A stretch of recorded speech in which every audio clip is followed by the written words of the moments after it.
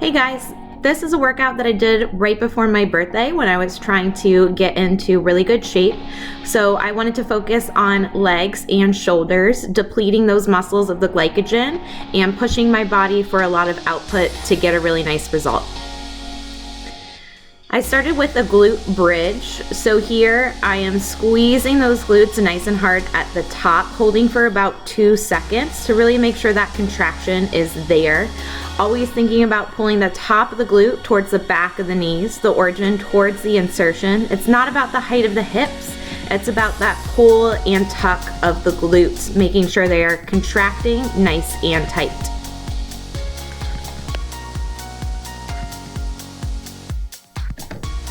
So next I moved into the banded RDL. So what you want to remember here is that all the movement needs to be happening at the hips and the pelvis. So from the beginning, I hinge at the hips, reaching the glutes back behind me, and then I'm driving my glutes down to move my pelvis forward. I'm keeping the core nice and tight to make sure that none of the work is going into my low back. You have to allow the weight to shift towards the heels as the butt moves back, and then initiate in the back of the movement by pinching the glutes together and driving the top of the glutes down. So I'm thinking about driving the top of my pelvis down by squeezing those glutes, keeping the weight towards the heels. And you don't want to lift up on the bar here. We're not using any traps. We just want to keep it stable. Make all of the work happen from the hips.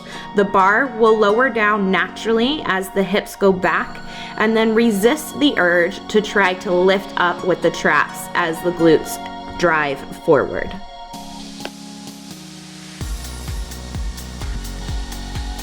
Next, I moved into quad movements because I wanted to get a lot of output, and quads provide a lot of power. So I went into a banded hack squat. So what I'm doing here is thinking about driving my knees forward. I'm allowing the knees to go beyond the toes, finding the bottom range of motion by determining how much knee flexion I can get. That is my goal at the bottom of the squat, is to get as much knee flexion as possible. Then I'm thinking about doing a leg extension out of the bottom. So I'm almost thinking about driving my foot through the plate and upwards through the toes, so that I can make sure I'm getting all I can out of those quads.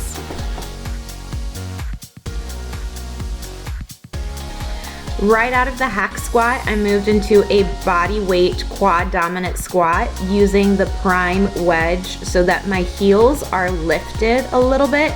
This way I can just really work that bottom range of motion, going for more dorsiflexion and more knee flexion, so that I can really pump a lot of lactic acid into those quads and try to deplete all of that glycogen out of them.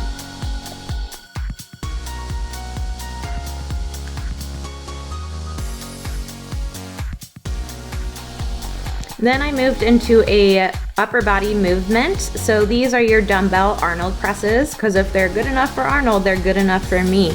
So here I am working some pec fibers as I squeeze those elbows together. The elbows open wide, engaging shoulders, rear delts, some scapular work there. And then it goes into an overhead press using those front delts. So I chose to sit upright so that I could challenge my core a little bit more, but you can of course use a back pad here to lean up against if you need that extra support. But you can tell it really starts to suck towards the end. Then I went right into a prowler push. I just did 1 lap up and down, so 1 back and forth. I just wanted to get a little bit more output out of my legs and make sure that my heart rate was staying nice and elevated while I was doing my shoulder exercises. Lastly, I did some dumbbell lateral raises for medial delts. I wanted to go a little bit heavier here, but still try to push it for the reps. So once my shoulders started to fail at the top, I turned it into just the bottom range. So I'm gonna stand up nice and straight here. And then I'm just thinking about pushing my arms out as if somebody was pushing them in. So I'm trying to resist the motion outwards, and it helps to really give that last little output to the medial delts.